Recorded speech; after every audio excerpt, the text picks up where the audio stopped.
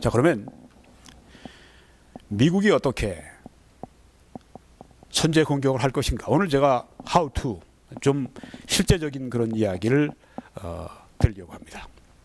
여러분이 지금 보시는 이 참 아주 괴상하기도 하고 날렵하기도 하고 괴물 같기도 하고 이 비행기는 미국의 전략 자산 가운데 제일 중요한 것 가운데 하나인 B-2 스피릿 스텔스 전폭기입니다. 이게 날개 끝에서 끝까지 52m가 됩니다. 이 저 앞에서 뒤까지 20m가 됩니다. 이 비행기의 크기가 71톤이 됩니다. 이 비행기 한 대 값이 20억 불입니다. 그래서 금으로 만든 비행기라고 그렇게 얘기를 합니다. 아마 제가 기억하기로는 북한의 한 해 국방 예산이 1조 7천억인가 그런 거로 제가 기억이 좀 되는데, 그러면은 뭐 1조 7천이면은 17억 불인가요? 네. 그럼 이 비행기 한 대 값도 안 된다는 얘기예요. 그런데 이 비행기를 미국이 20대 가지고 있습니다. 이런 미국을 상대해서 북한이 불장난을 지금 하고 있는 것입니다. 만약 ICBM 개발하고 김정은이 으스대면서 우리는 미국 언제든지 때릴 수 있다, 이런 날 김정은 참수가 될 것입니다. 미국의 선제 공격이 가만 놔두지는 않을 겁니다. 미국이 어떻게 선제 공격을 할까? 오늘 제가 말씀드릴 때 뭐 저는 전문가가 아니니까요, 전문가의 말을 좀 인용하려고 합니다. 지금 여기 다시 그 B-2 스텔스는 이제 이게 레이더에 걸리지가 않습니다. 겉에 다 레이더 이렇게 방지하는, 레이더에 걸리는 걸 방지하는 장치 뭐 다 칠해놨고, 또 이게 뭐 그 겉에 있는 그 물질 자체도 그렇고 뭐 칠해놓은 것도 그렇고 다 그렇다고 그래요. 그래서 아주 그냥 골프공 같이 굉장히 작은 것이기 때문에 레이더에서 볼 수가 없답니다. 그 얼마나 무서워요. 이 전폭기가 떴다 하면 김정은이가 밤잠을 제대로 못 자죠. 여기 지금 사막 위를 날렵하게 날아가는 모습을 보여주고 있는데, 저는 오늘 전략 분석가 심택이라고 하는 사람의 시나리오를 여러분들에게 번역해서 좀 알려드리려고 합니다. 어쩌면 이런 일들이 실제로 상황이 우리가 원튼 원치 않든 일어날 수가 있습니다. 뭐 전쟁 얘기하기 제가 좋아하고 그래서 그런 게 결코 아닙니다.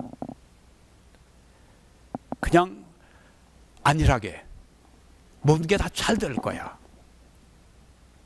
이렇게 무책임하게 살아갈 수는 없다고 하는 거죠. 영어에도 expect the best, 제일 좋은 걸 기대하라. But prepare for the worst.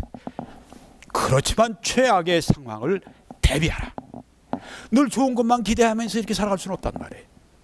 최악의 상황을 위해서 준비하고 예비하고, 최악의 상황이 왔을 때 그 문제와 더불어 씨름할 수 있고 그 문제를 이길 수 있는 그런 준비가 필요합니다. 지금 우리 국제 상황이, 특별히 이 북한이라고 하는 이 골칫덩어리, 이 북한, 세계 어디도 유례가 없는 이 북한, 이 바로 우리 위에 있는 형제들 아니에요. 핏줄로 볼 때는. 근데 이거는 완전히 정치적으로 군사적으로 원수가 돼 있어요. 언제 일을 벌릴지 모릅니다.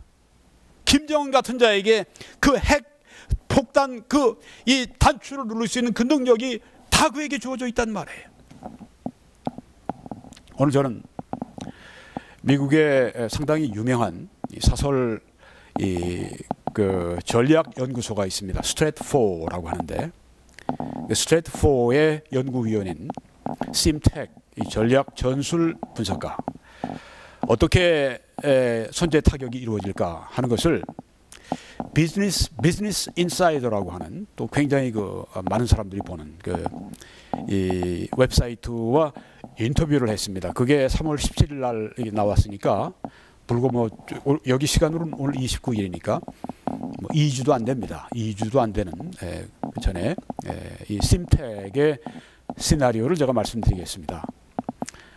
제가 심택이 하는 것처럼 그렇게 설명을 하겠습니다. 그래서 뭘 저렇게 아주 정말 그 전문가처럼 얘기하나, 제가 하는 것보다는 심택이 하는 말을 여러분에게 좀 실감 있게 제가 드리기 위해서 그렇게 이야기를 전개하겠습니다. 첫 번째, 선제 공격이 이루어지면 정치적인 전략적인 결정을 해야 한다고 하는 것입니다. 이 미국 대통령은 한국과 일본과 지금은 삼국 동맹이니까, 군사 동맹이니까 다 이제 그 의논을 할 겁니다. 그렇지만 최종 결정은 미국이 할 겁니다. 왜냐하면 북한이, 김정은이가 미국에게 또 트럼프에게 협박을 가했기 때문에 아주 목숨을 거는, 생각해 보십시오. 핵탄두를 실은 그 미사일이 날아와서 LA 같은데 떨어졌다고 생각해 보세요. 수십만 명이 사망한다고 생각해 보세요. 얼마나 큰 정치적인 문제고 말할 수 없는 그런 것이죠. 이런 위협을 한다고 할 때 강대국 가운데 초강대국인 미국이 그냥 가만히 아이고 무서워 이러고 있겠습니까? 그렇지 않죠. 정치적인 전략적인 결정을 내리는데 만약에 한국의 좌파 대통령이 있다고 합시다. 말린다고 합시다. 통하지 않습니다. 왜? 미국의 목에 칼을 꽂고 지금 들어오는 거기 때문에 용납을 할 수가 없는 거죠. 결국은 이 백악관에서 결정을 할 겁니다.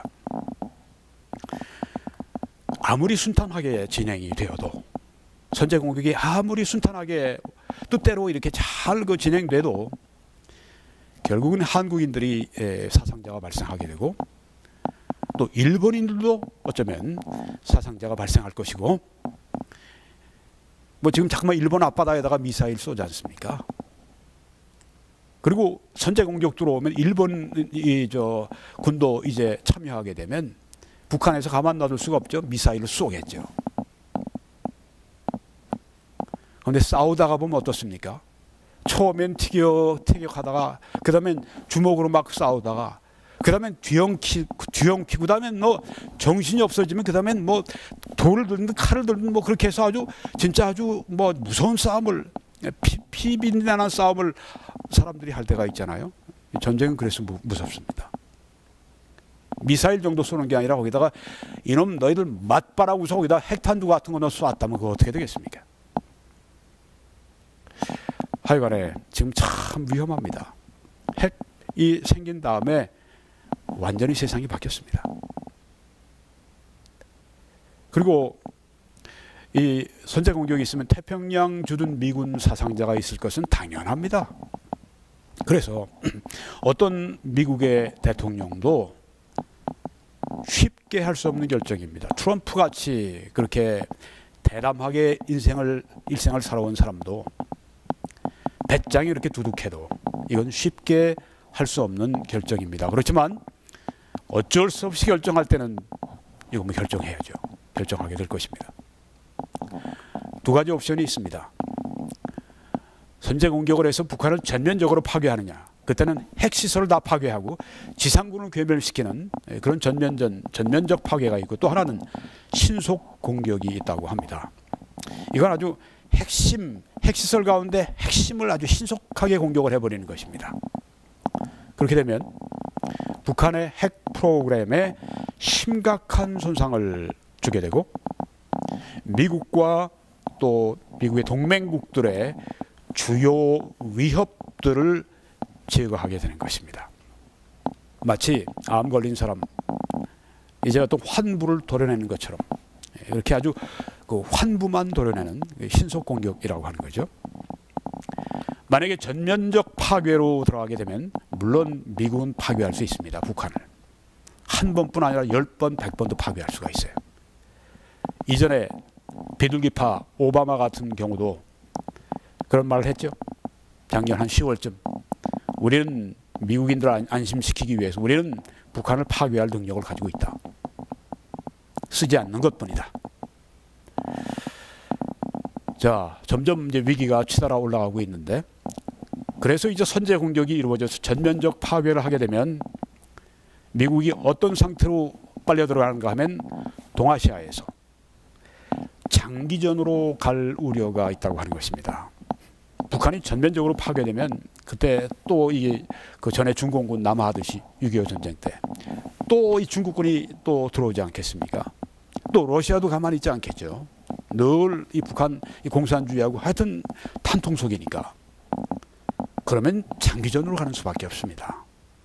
지금 바로 우리 북한이 벌써 해방되고 북한이 벌써 자유를 얻고 이 북한이 완전히 벌써 자유로울 수 있는데도 불구하고 뒤에 이 중국이 버티고 있으니까 이게 무너지지 않고 있는 거 아니겠습니까? 그래서 미국 정부는 심텍에 의하면 신속 공격을 택할 것이다. 핵심 핵시설을 공격하는, 국부 공격하는 서지컬 스트라이크라고 하죠. 아주 외과 의사들이 아주 환부만 탁 수술해서 도려내듯이 그렇게 공격하는 신속 공격을 택하게 될 것이다. 전면전이 아니라 제한전으로 가게 된다. 이렇게 보는 것입니다. 자, 이제 결정을 했습니다. 선제 공격. 선제 공격이 시작됩니다. 이 선제 공격이 시작이 되면 이런 미국의 주요 전략 자산, 첨단 전략 자산들이 쓰여지게 될 것입니다. 오른쪽부터 보시면 F-22 이것은 스텔스 전투기입니다. 왼쪽에 B-2 스피릿 아까 말씀드린 거 이건 스텔스 전폭기입니다. 폭격기입니다. 자, 오른쪽에 F-22 이거 아주 굉장히 무서운 전투기죠. 왜? 북한이 볼 수가 없으니까 레이더로 언제 나타난지 갑자기 나타나서 그냥 이 폭탄을 그냥 퍼부어놓고 그냥 사라져 버리는데 감당할 수가 없는 거예요. 그 밑에 보시면 이제 항공모함이 있는데 칼 빈슨 항공모함이네요. 아마 항공모함이 하나 정도가 아닐 겁니다. 아마 레이건도 오고 조지 워싱턴도 오고 이렇게 해서 3면의 우리 바다를 다 거기에 통제하고 거기에 주둔해서 저기서 뭐 하느냐? 미사일을 날립니다. 크루즈 미사일 같은 걸 날려서 이제 그 공격할 부분들을 맹타하기 시작합니다. 그뿐 아닙니다. 왼쪽에 그 밑에 보시면은 거기에 잠수함이 있습니다. 핵잠수함 이런 것들이 이제 그 물 안에서 그냥 이 미사일을 발사해서 이 북한 전역에 이 목표물들을 공격하기 시작합니다. 그래도 제일 중요한 공격 무기가 바로 이겁니다. B-2 스피릿입니다. 이게 비행기 자체만 71톤이지만 그 무기를 얼마나 많이 실을 수 있냐면 3만 파운드를 실는다고 합니다. 그거는 키로는 11,750kg인데 약 19톤이 되는 것입니다. 어마어마합니다.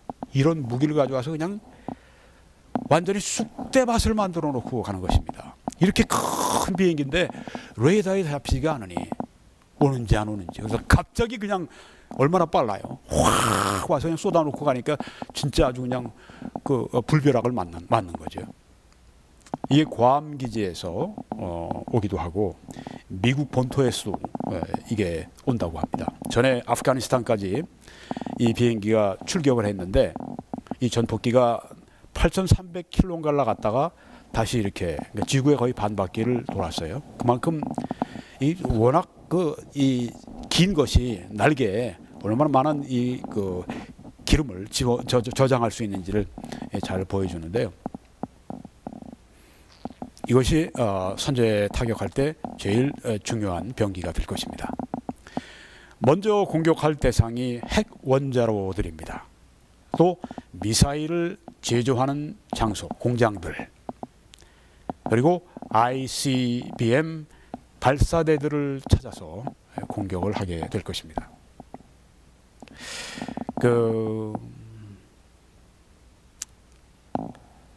제가 갑자기 이름이 기억이 안 나는데 김상현인가? 그 김대중 정부 시절 때 통일원 장관을 지낸 김상현인가? 제 이름이 분명하지 않습니다. 나중에 좀 확인을 하겠습니다만은 그 통일원 장관이 어떻게 선제 공격하냐 그렇게 얘기합니다. 실제로 인터뷰 라디오 인터뷰 같은 거 할 때 보면요. 아니 핵을 어디 숨긴 줄 알고 그걸 공격하겠다고 그래. 안 된다고 이렇게 아주 그냥 절레절레 아주 손을 흔들고 그렇게 말을 해. 통일부 장관입니다. 좌파 정부 아래에서 통일부 장관을 했던 그런 사람입니다. 제가 지난번에 한번 소개해드렸는데 이런 사람도 ICBM 개발할 땐 위험해진다 그런 말 하는 걸 들었습니다. 그 사람 말대로 다 되는 게 아니에요. 그 장관 말대로 다 되는 게 아닙니다. 예전에 1, 2차 세계대전 때도 유화론자들이 있었습니다. 항상 체인벌린 같은 사람들이 있었어요. 히틀러하고 우리가 싸움하지 않고 전쟁하지 않고 지나갈 수 있어. 뭐 좀 양보 조금 해주면 괜찮아. 어떻게 됐습니까? 히틀러가 하나하나 다 먹어버렸죠. 그럼 나중에는 이제 영국을 공격할 수 있는 점점 먹어가니까 그때야 늦게야 영국인들이 정신을 차리고 철치를 주전론자 강경론자 철치를 뽑아서 수상으로 세우고 뒤늦게나마 히틀러와 전쟁을 벌일 것을 준비를 하는데 좀 너무 늦었어요.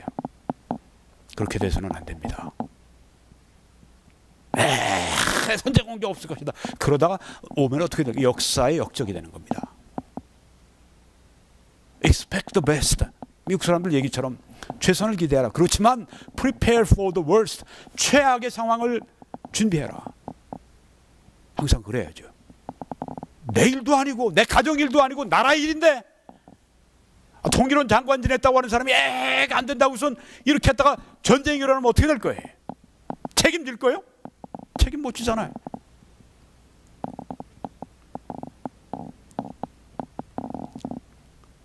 선제 공격이 시작이 되면 F-22 또 밑에 F-35, F-35 이것도 역시 스텔스 전폭기입니다. 차별 공격이 시작이 되면 북한도 가만히 있지 않고 미사일 공격을 하게 될 겁니다. 그러면 우린 여기에서 이제 미사일 방어 체계를 통해서 위에 날아오는 이 북한의 미사일을 요격해버릴 것입니다. 이게 사드입니다. 제 개인적인 생각이지만 미국이 강력하게 지금 사드를 밀어붙이는 것은 선제 공격을 위해서 지금 기초 작업을 하고 있다는 생각이 듭니다. 왜? 사드를 가지고 남한을 보호하는 것뿐 아닙니다. 주한미군 25,000 주한미군을 보호하는 데 사드가 꼭 필요하거든요.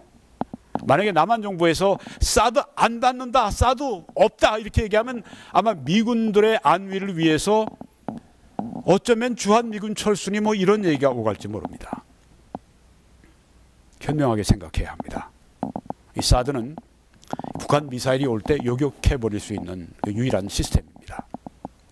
이걸 하지 않겠다고 그 북한 눈치 보고 중국 눈치 보고 아니 자기를 죽이려고 지금 호시탐탐 적화하려고 그러고 필요하다면 그냥 불바다 만들겠다고 그러고 으름장 놓고 그 다음에 핵폭탄 가지고서 지금 아주 잡고 흔드는 이 북한에게 그 눈치를 봐요. 자기 집안도 그렇게 합니까? 정치인들이? 맞게 깡패가 와서 자식 내놓으라 그러고 막 뒤흔들고 막 그렇게 하면 그 앞에 그 비위 맞춰요? 그 깡패를 경찰에 고발하든지 아니면 내가 힘이 있으면 그냥 가서 쳐버리든지 자위를 해야 되는 거 보호해야 되지 않겠습니까? 어떤 사람 뭐 사드가 뭐 별 뭐 효력이 없습니다. 왜 없어요? 왜 없는데 왜 여기다 하려고 그래요? 저는 이 사드는 미군이 선제 공격을 위해서 지금 미리 준비하고 있는 것이다 생각이 됩니다. 또 그것은 미군과 한국을 위한 유일한 방어 체계이기 때문에 저는 사드를 배치하는 것을 찬성합니다. 그런 면에서. 자, 이렇게 미사일 공격하고 뭐 사드로 맞고 뭐 그것뿐이 아닙니다. 그 가공할 북한의 무기는 대포 포대입니다. 포병입니다. 러시아, 중국에 이어서 세계 3위의 포병 전력을 북한이 가지고 있습니다. 아시죠? 아주 막강한 포병 부대를 저들이 가지고 있습니다. 저기 지금 보니까 장사정포 그 멀리까지 이제 다다를 수 있는 그런 폭탄을 보낼 수 있는, 요새는 그게 또 더 많이 그 개량이 되고 발전돼 가지고 충남의 계룡대까지, 우리 그 총사령부가 있는 남한 우리 군대, 대한민국의 이 군대 총사령부가 있는 그 계룡대까지 칠 수 있다고 그러죠. 아주 굉장한 이 그 포병을 화력을 동원을 할 겁니다. 자, 그래서 다수의 핵시설 사령부, 북한에 있는 핵심 핵시설 사령부가 다수가 파괴되어도 북한이 거기서 후퇴하지 않고 재래식 무기로 반격을 할 것이다, 이렇게 쓰임태 이렇게 본다고 하는 것입니다. 네 번째는 북한의 보복을 제한시키는 것입니다. 북한이 보복 공격을 해와도 그걸 막고 제한하는 것입니다. 자, 이제 장사정포들을 이용해서 남한을 공격을 하기 시작합니다. 또 미군들을 공격하기 시작합니다. 여러분이 지금 보시는 저게 지금 그 휴전선 근방에 거기가 주로 이 붉은 부분입니다. 거의 뭐 연천, 화천, 이 강화도 이런 데가 아주 붉은데요. 거기가 이 장사정포들이 제일 많이 공격하는 그런 장소가 될 것입니다. 그리고 이제 점점 색깔이 엷어지고 이제 노랗고 이제 연두색으로 바뀌게 되는데요. 그러니까 서울도 장사정포들의 아주 최집중되는 목표는 아닙니다. 그렇지만 서울도 가깝기 때문에 장사정포들이 공격을 분명히 해옵니다. 미군과 이 서울, 이 주요 공격 목표가 될 것입니다. 그렇지만 서울에서는 이 심택에 의하면 이 방공시설들이 많이 되어 있기 때문에 뭐 지하실도 뭐 건물들이 있고 또 뭐 지하철도 있고, 요새 뭐 GTX인가 뭐 그것도 뭐 그 만든다고 하고, 그러니까 지하에 이 피할 수 있는 시설들이 많아지니까 시민들을 거기에다 대피시킬 것이다, 이렇게 봅니다. 그렇지만 서울의 일정 부분이 파괴되는 것은 불가피하다고 보는 것입니다. 그렇겠죠. 전쟁이 일어나는데. 그런데 북한이 대부분 포격하는 것은 어디에 집중하는가 하면, 북한이 이제 밀고 내려오기 위해서 DMZ, 이 비무장지대에 우리가 북한이 내려오지 못하도록 이렇게 많이 지뢰들을 매설하지 않았겠습니까? 그 지뢰를 폭파시키기 위해서 거기에 포격을 가한다고 합니다. 지뢰를 제거하는. 그렇게 해서 지뢰를 제거한 다음에 북한 지상군들이 침투할 수 있도록 그렇게 거기에 대부분의 포격이 집중될 것이라 이렇게 봅니다. 또 DMZ, 이 비무장지대 근처에 있는 미군에게 또 포격이 집중되는데, 이 장사정포가 25,000명의 주한 미군들에게 큰 위협이 될 것이다, 이렇게 봅니다. 포격이 미군과 서울에 집중이 되는데 양쪽으로 이렇게 포격을 하다 보니까 이 분산돼서 이 그 포격의 영향력이 약화될 것이다. 그런데 이제 이 북한에서 포격을 시작하면, 대포들이 불을 뿜기 시작하면 어떻게 됩니까? 이 포대가 미국 공군에 노출이 됩니다. 그래서 이 포대들이 미 공군들의 강력한 그런 공격을 받게 될 것입니다. 이렇게 진행이 된다고 하는 것입니다. 다섯 번째 국면은 수중전이 전개되는 것입니다. 북한의 핵 미사일 잠수함이 그 공격하는 것이 큰 위협이 된다고 그래요. 그렇지만은 미군이 가지고 있는 헬리콥터, 이제 그 바다 위를 날아가서 부유물을 딱 떨어뜨린답니다. 바다에 둥둥 뜨는, 거기에 무엇인가 하면 바닷속에 있는 이 소리들을 청취할 수 있는 그런 장치를 놓는다고 그래요. 그걸 듣는 것입니다. 또 이 미국 이 항공모함과 함께 구축함들이 많이 따르지 않습니까? 그 구축함들이 이제 레이더를 가지고 이 북한의 이 잠수함들을 이제 샅샅이 물밑 속에 있는 걸 찾아냅니다. 그뿐 아니라 이 미국의 잠수함도 이제 자망해서 청취하는, 그래서 이런 것들이 압도적으로 우위에 있기 때문에 미국과 한국과 일본의 이런 협동작전에 의해서 북한은 결코 수중전의 적수가 될 수 없다, 이렇게 봅니다. 그리고 북한의 잠수함이 작전을 복잡하게 할 수는 있지만 대부분 그들이 공격하기 전에 바다 밑에 가라앉게 될 것이다. 이렇게 스임택은 보고 있습니다. 자, 그러면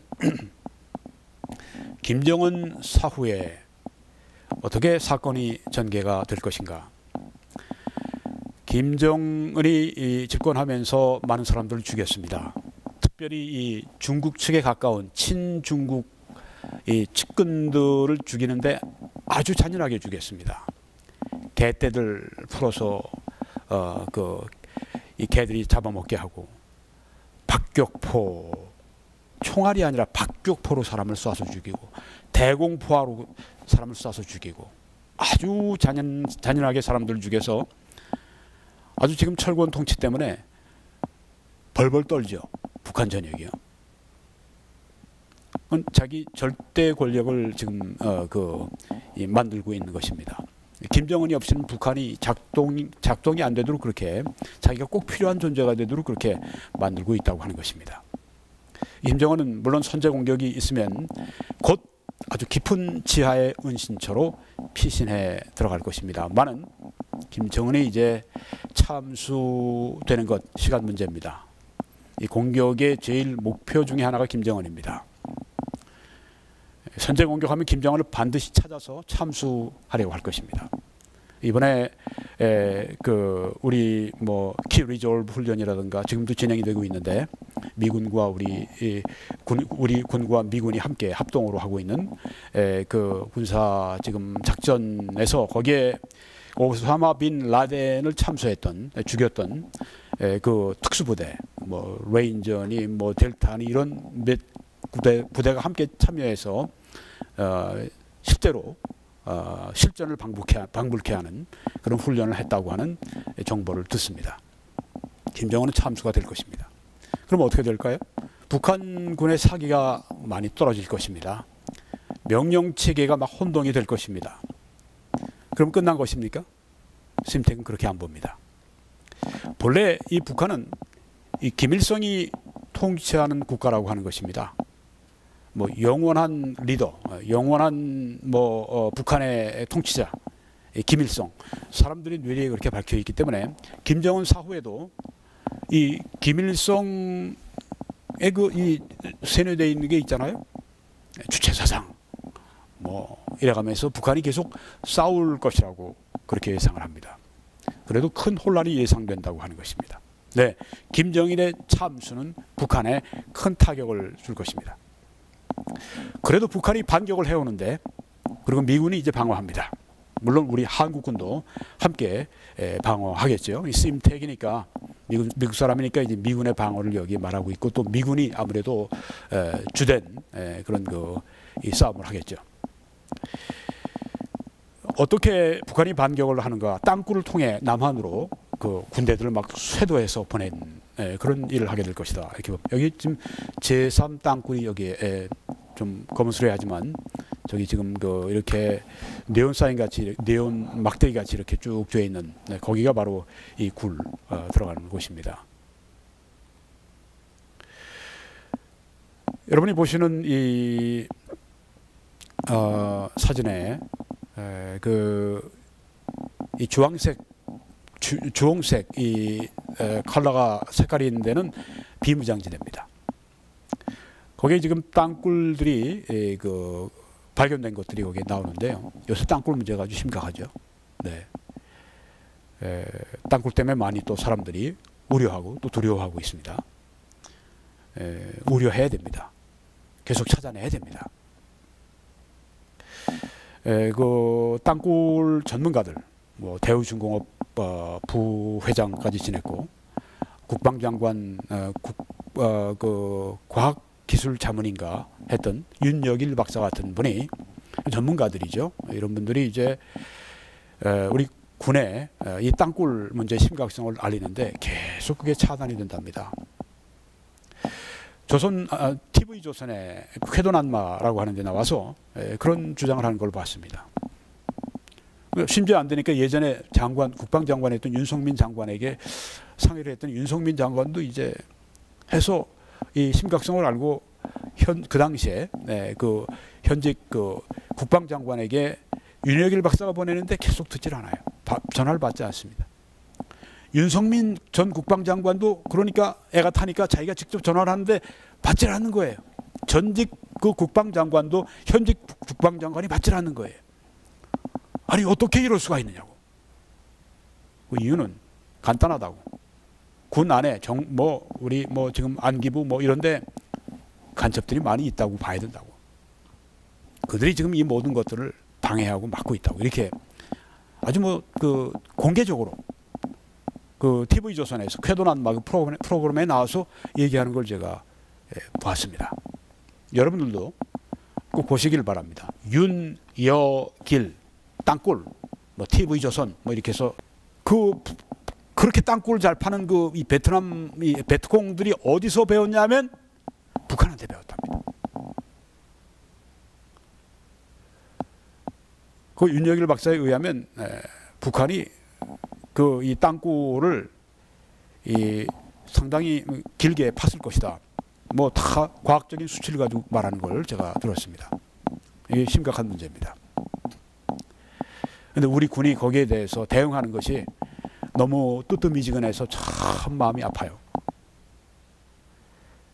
이 비무장지대 여기서 이제 전투가 벌어지는데 미군은 이 비무장지대 DMZ 여기서 치열한 전투를 벌이지 그 북쪽으로 북진을 하지 않을 거라고 그렇게 봅니다.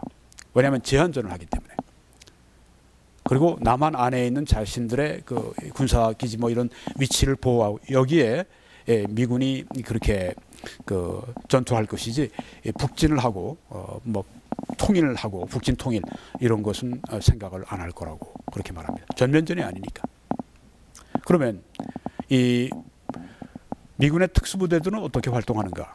북한이 그 스텔스 전투기들에 의해서 북한의 방공망이 무너지고 파괴되면 특수부대가 미국의 낙하산 부대가 이제 북한 전역에 잠입을 하게 되는데 가서 하는 일이 뭐냐 하면 아주 험난한 지역에 그 위치에 있는 그런 200여 개나 되는 이상 되는 이동 발사대가 있답니다. 그러니까 이 차에다 싣고 막 다니는 거죠. 트럭에다 싣고 막 다니고. 그래서 이게 참 발견하기가 어렵답니다. 이동 이 발사대를 찾아내서 전투기를 이렇게 아무리 위에서 봐도 험난한 지역이니까 어디에 숨겨놓고 바위대나 이런 데 숨겨놓고 이런 건 지상에서 가서 봐야 되니까 특수부대가 들어가서 이런 것들을 이동 발사대를 발견해서 파괴한다고 합니다. 그리고 전략적인 요충지에 들어가서 북한군 동태를 파악해서 미 공군에 연락하면 미 공군에서 이제 때리도록 그렇게 이 특수부대가 작전을 한다고 합니다. 자, 그럼 마지막으로 이 전쟁은 어떻게 결말 날 것인가 궁금하시죠? 네. 지금 사드가 여기 배치된 것을 석양에 이렇게 뒤에 배경으로 보여주고 있는데요. 전쟁의 결말. 몇몇 미군 기지들이 파괴될 것이다. 이쪽에서의 피해입니다. 저쪽은 핵심 핵시설들 다 아주 서지컬 스트라이크, 아주 아주 그냥 수술을 해서 다 때려부시고 미군 남한에 있는 미군 이것은 몇몇 기지들이 파괴되고 또 서울이 일부 파괴될 것으로 그렇게 심택은 봅니다. 저기 보시면 그 롯데 타워가 저기 있는데요. 네, 저도 지난달에 이제 저기에 갈 기회가 있었습니다. 아쿠아리움만 제가 단체로 다녀왔는데 물론 이제 서울을 공격하면 KBS니 국회니 청와대니 국방부 이런 주요 시설들을 먼저 목표하고 쏘겠죠. 네, 중요한 데서는 피하는 게 좋겠죠. 그런데 만약에 온다면 여하간의 서울은 일부가 파괴된다. 심택은 small portion, 서울의 아주 극히 일부가 그렇게 파괴된다 그렇게 보는데 전쟁을 하다 보면 어떻게 될지 아무도 모르죠. 그리고 북한이 미사일을 공격하게 되면 이제 사드로 방어를 할 것이다. 그래도 아무리 해도 북한에 숨겨놓은 핵무기가 있을 텐데 북한이 그 핵무기를 가지고 그럼 사용할 것이냐. 심택은 확전을 북한이 자제할 것이다. 그렇게 봅니다. 왜냐하면 대규모로 그 북한이 반격하고 보복을 하게 되면 결국에는 멸망을 자초할 것을 알기 때문에 휴전을 하게 될 것이다. 이렇게 봅니다.